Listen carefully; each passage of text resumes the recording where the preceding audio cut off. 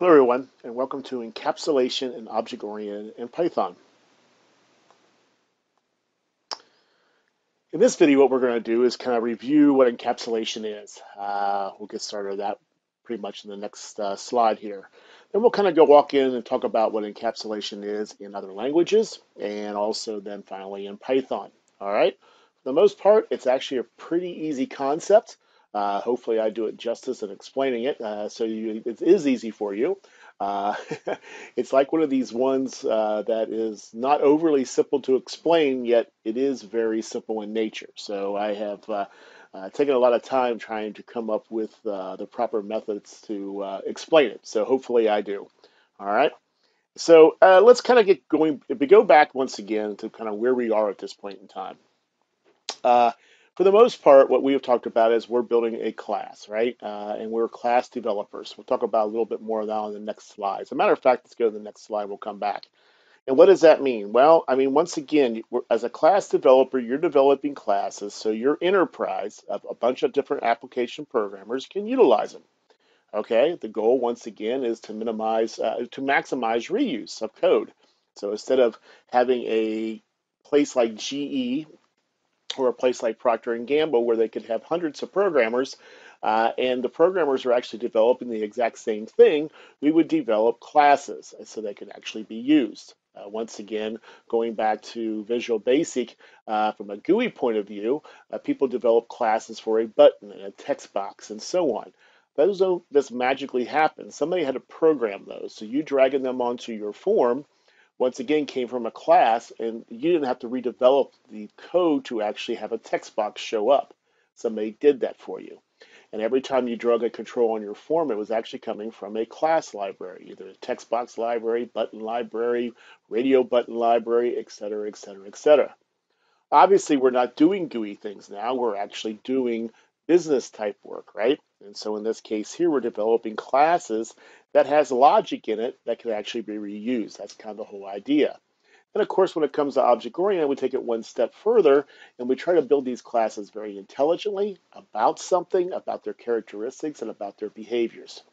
All right, so for the most part, you've kind of gotten through that. You developed your first class and you actually gotten through inheritance, which is good. All right, so I want to make sure you understand this whole piece. I'm going to keep repeating it over and over again. And again, this slide, what it's saying is that class developers develop this. Application programmers develop applications that users will actually utilize, meaning people who actually use the application. Users have no idea that classes are behind this. That's the last thing they care about or even know about. No user knows about a class unless they're a programmer. And so in this case, if your grandmother's using TurboTax or something along those lines, they probably have no idea if classes were part of it or not. I actually said they probably don't. They do not have any idea, nor would they. And why would they? But the application developers, on the other hand, instead of regenerating the same code, they can basically go call these classes or instantiate these classes and use them. Okay? We're going to keep repeating this over and over again. Hopefully this slide kind of helps you out, okay? I mean, there's a flow here, but basically the application programmers develop the applications for the users, and for the most part, the class developers develop classes that the application programmers are going to use in their programs. Okay, I think I've beaten that up enough. A couple weeks ago, you developed your very first class, and for the most part, yay you. It was just that simple. You developed a class that had some variables in it. It had instant variables in it. It had class level variables in it. It had some methods, and for the most part, you can end right there. However, there's these things called the four pillars of object-oriented development. And these four pillars incorporate encapsulation, abstraction, inheritance, and polymorphism. When it comes to the programming side of stuff, which we're actually focusing on, we're really just going to focus on encapsulation, inheritance, and polymorphism. Abstraction is a concept that, once again, your class is a black box, and people are going to send information to it, and information is going to come out of it. How it got there, who cares? It's sort of like your application program, the same concept. All right? We've already dealt with inheritance, okay, where basically we're saying that instead of regenerating the same data and the same behaviors, we could share those based upon what we're dealing with. And our good example was basically a person who could be a student, who could be an employee, who could be a graduate. You get the idea.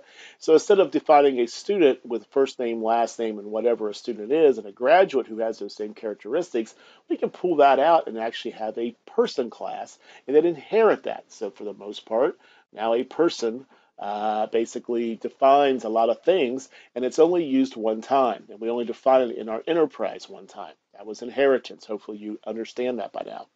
Encapsulation is the other one, okay, another one. And then finally, we will end our discussion on all of this with polymorphism, okay? But encapsulation is actually a very simple concept, okay? So let's kind of get into that. Sorry about that.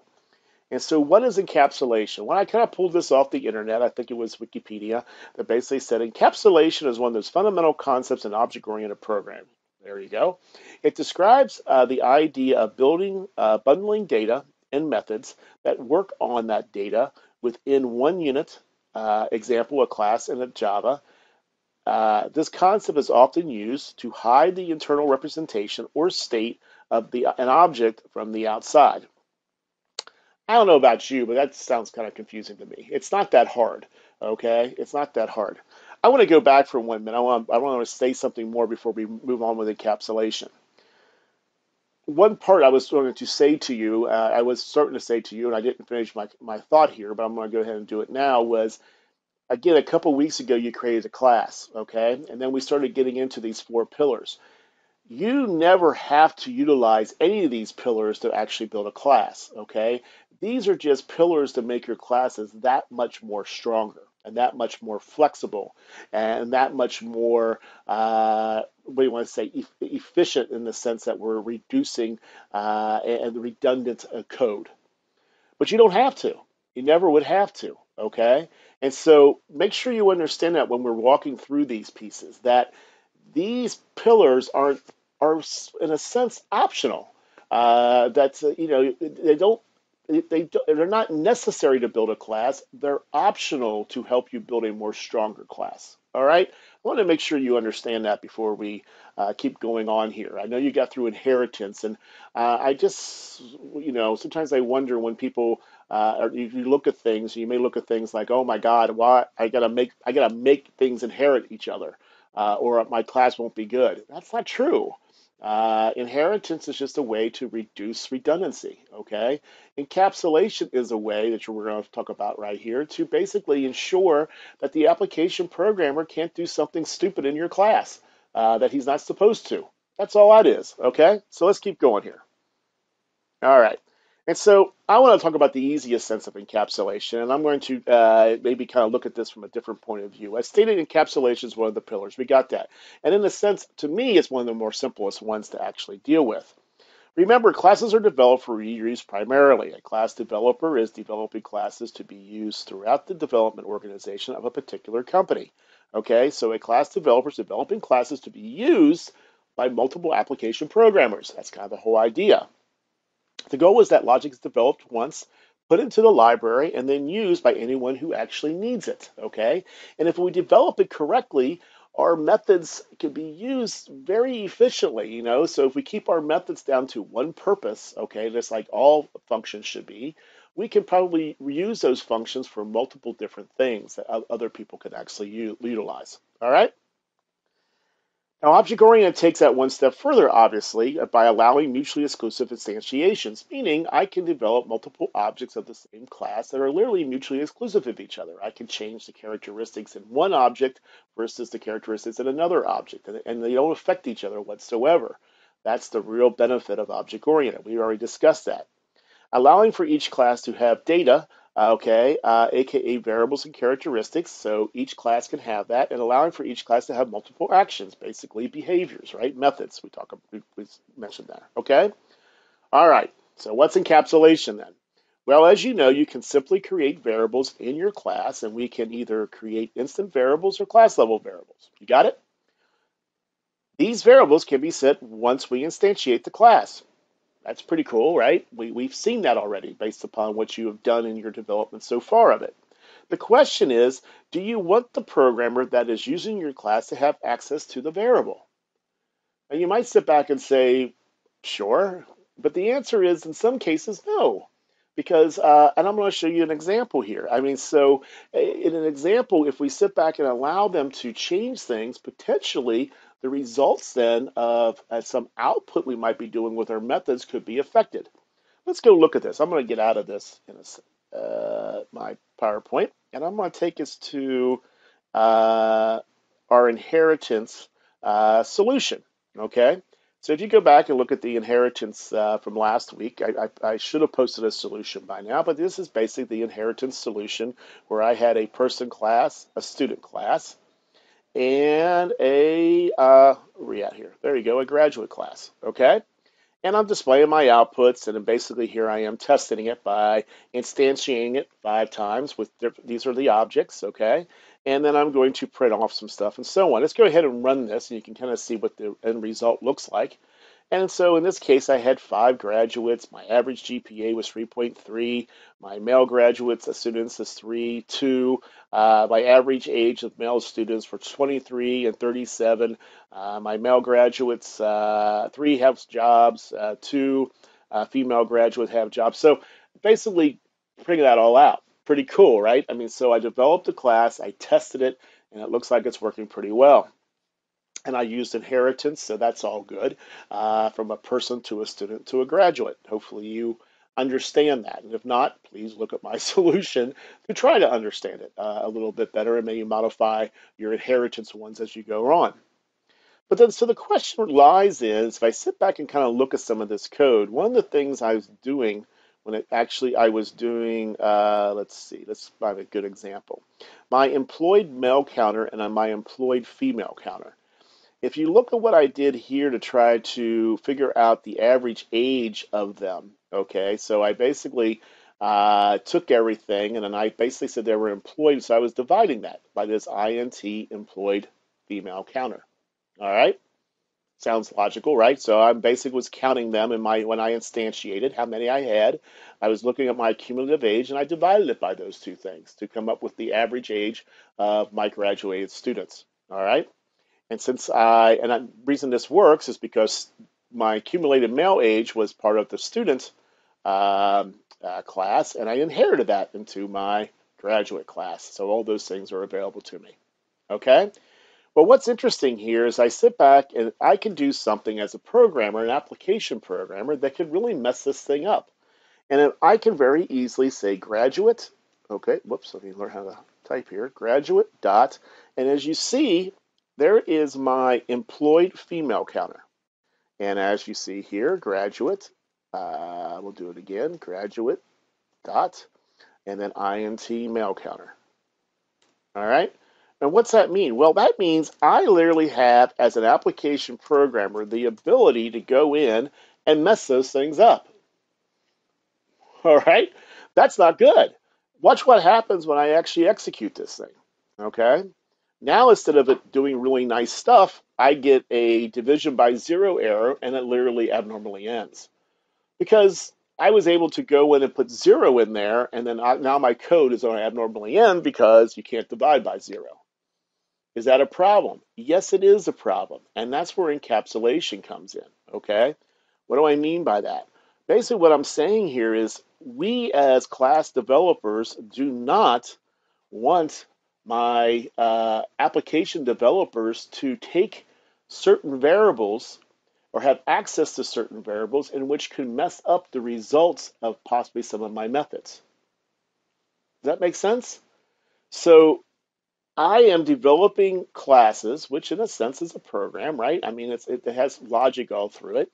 And some of my classes require my variables and my subtotals to let me say it again, I'm sorry, to actually create the results. And so they're internal to the class themselves. They should not be changed by an external mechanism, okay? Meaning an application programmer. And so that's what encapsulation is all about. If we actually go back and look at the very first slide I said, the definition of this, let's see, let me get back to that for you. Here we go. It describes the idea of building data and methods that work on that data within one unit. So it's basically describing the idea we're building data and methods, it could be either one, that work on that data within the one unit. This concept is often used to hide internal representation or state of an object from the outside. So fancy words, but basically what it's saying is I'm building variables that only should be working internally to the class. They should not be available to the outside, meaning the application programmer. Gosh, like I told you before when I started this video, trying to describe this is harder than really what it is. So hopefully you see that. But as a class developer, there's going to be certain data, certain variables I'm going to introduce to my class and certain methods I'm going to introduce to my class to help me derive the output to my application programmer. But my application programmer should never have any uh, opportunity to change it or run it on their own. That's it. Hopefully that makes sense. Okay, let's get back to where we were here. Okay, I'm going to start this back up again. And we'll come back a little bit to our Python to show you what we need to do. Whoops, I kind of went a bit too far. Okay, so all right, so that's encapsulation in a sense. Okay, now let's talk about how do we prevent this. Okay, how does this actually work? Well, I'm going to show you a couple things. Number one, I'm going to show you how it's done in other languages. All right, and specifically VB and a little bit of Java here. We're not going to spend a lot of time, but it's really interesting the differences between those and Python. So I want to make sure you get a decent idea of how they both look. Okay, and so when you move on with other courses and so on, again, I want you to remember these concepts. You're not just learning how to write object-oriented code in Python. I want you to learn how to write object-oriented code and be able to apply that in any language, or at least be able to ask the questions, how do you apply that? Okay? And in doing so, I gave you a good example, and we're basically going to go to this website right here. Okay? I already have it up. For you, if you want to use this PowerPoint, you can very easily go there and click on that, and it will take you to the same site. All right? And so this site right here, we sit back. It's going to be under the Visual Basic one. And this is Visual Basic Object-Oriented Programming. It was a pretty decent site, and I think it pretty much explains it. How Visual Basic does this is through the use of access modifiers. Well, what's an access modifier? An access modifier is, well, access to the variable or access to the method, basically what we're talking about. And based upon the actual word in front of that access, it will tell you what's available and so on. All right. In some cases, when you go back and look at your VB programs, you've been using access modifiers already. Public, sub, public, function. You guys have been using it. Dim is actually an access modifier. Okay. That basically, dim, excuse me, dim for the most part is the same thing as private. Okay. And so public is that all members are available to everyone and modify. So basically what it's saying is if I make a variable public, anybody can change it. Every application programmer can change it. No problem. They're going to be available to them. All right. Going back to what I just showed you here, in a sense, all of these are public. Okay. When I was able to type in graduate dot these are all now public methods and public variables. If you actually look at this, the little cube is the method, and the little guy with the eraser, I'm going to say that's an eraser, I don't know what else to say it is a method. They wouldn't be on that list if they were not public. All right, so that means the application program can actually get to them. Some of these things you want them to be able to get to them. And so that's what you need to decide as you're designing your classes. Do I want them to have access to it, or don't I want them to have access to it? Maybe it's your input and you want them to have access to it. But then maybe your subtotals that you're using internally in your methods, you don't want them to have access to it, specifically like that int employed male counter. All right, let's get back to this. I know I'm going back and forth, but I'm trying really hard. Whoops, I'm going to go back out here to make sure you understand this. And so if we actually look at a VB class, this is a little bit different, and I'm not going to try to teach you how to write classes in VB.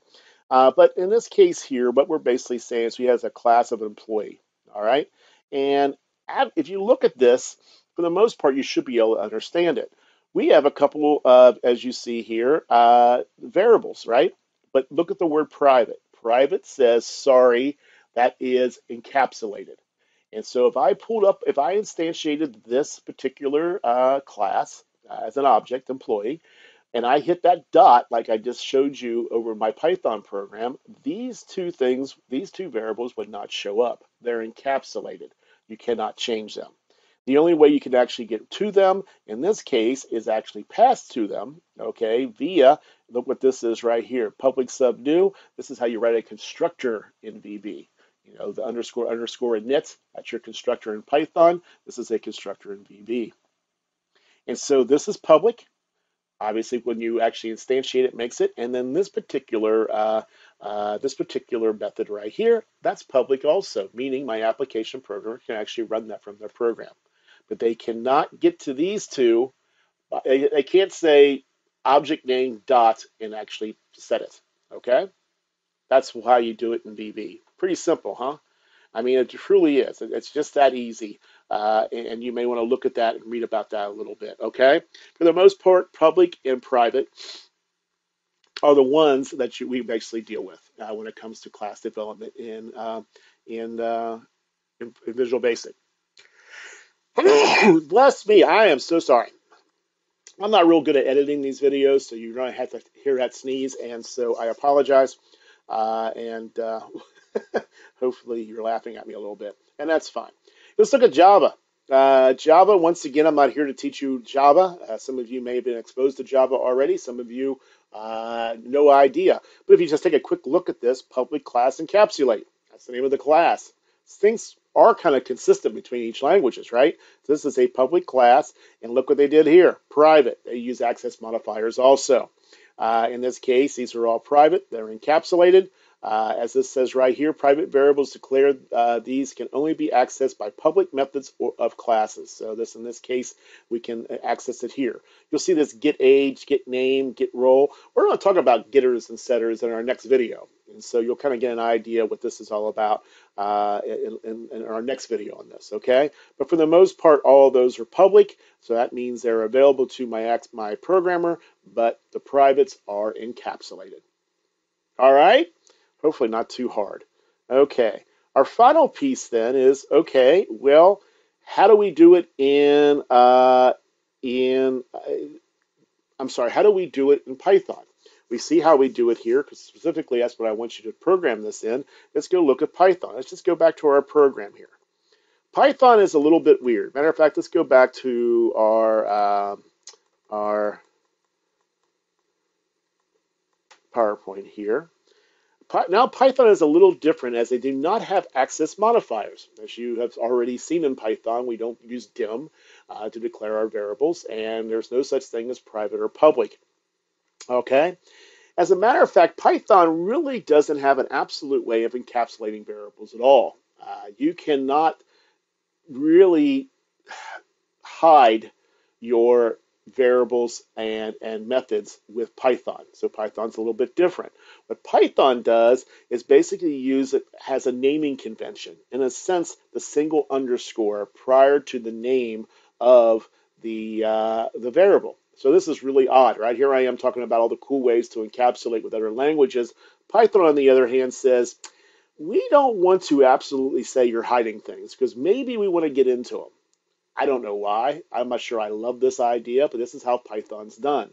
You cannot automatically hide something in Python, but you can suggest to the application programmer through the underscore that this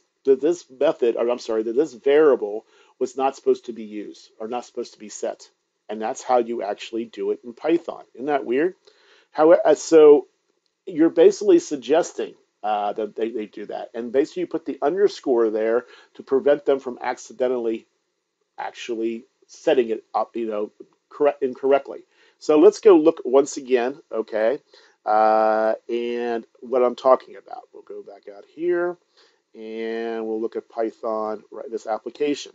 As you saw, I can very easily do graduate, okay, graduate, I can type, there it is, INT, and female counter. And I missed it, INT, There it is, counter, right? And I can make that 0. And you saw what happened when we actually ran that. And that normally ended the program because here we were accumulating as I was instantiating. Then all of a sudden I set it to 0. And by the time I started printing it, it tried to divide it. And that caused all kinds of problems, right?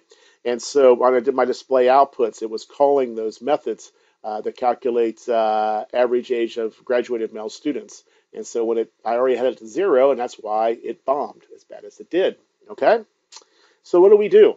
What do we do? As a Python programmer, how do I prevent my application programmers from doing that? Once again, in Python, you cannot. But what you can do is suggest. And by suggesting, this is what you do here. You actually put in there an underscore before it.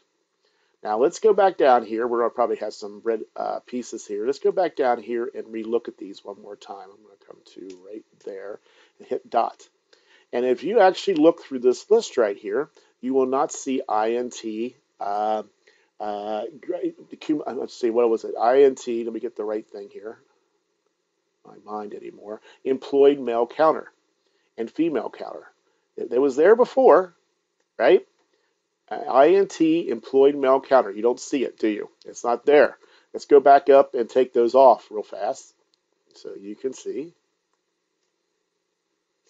Okay, and we'll go back down, and once again, dot. Whoops, there we go. Come on. It's not going to work for me. Thank you. Dot. There you go. INT female counter, INT employed male counter. They're there now. Interesting. All right, let's go back up one more time. Put my single underscore in front of them, but what I said before was, you didn't really hide them. Are they really true? Are they hidden, or what's going on, Bob? Well, they are hidden in a way. Guess where they're hidden at? At the end. They're there. They're actually still there. In a sense, they're still public. But basically, that underscore tells the application programmer, you shouldn't be messing around with these. And that's how Pythonics developers actually do encapsulation in Python. Does that make sense? Okay. Can I still use them and mess up the program? The answer is yes. I can very easily click on these, and if I go in here and set them to 0, they're going to abnormally end the program. But basically what I did as a class developer in Python is say, you shouldn't be doing it. You shouldn't be doing it. Okay? Kind of weird, huh? And so finishing this up, I won't restart the piece again. So in Python, to encapsulate something, you more suggest that the variable and the method should not be set by the application programmer or ran by the application programmer simply by putting a single underscore prior to the name. It's just that simple. Okay? If the application program decides he or she wants to test the boundaries and set it, well, that's their problem, and they've been warned, and you just can't stop everybody from doing anything anymore, right? And so that's their issue. The program won't work. But it's not your fault because you basically warned them these are not things you should be playing around with. And that's how you do it in Python.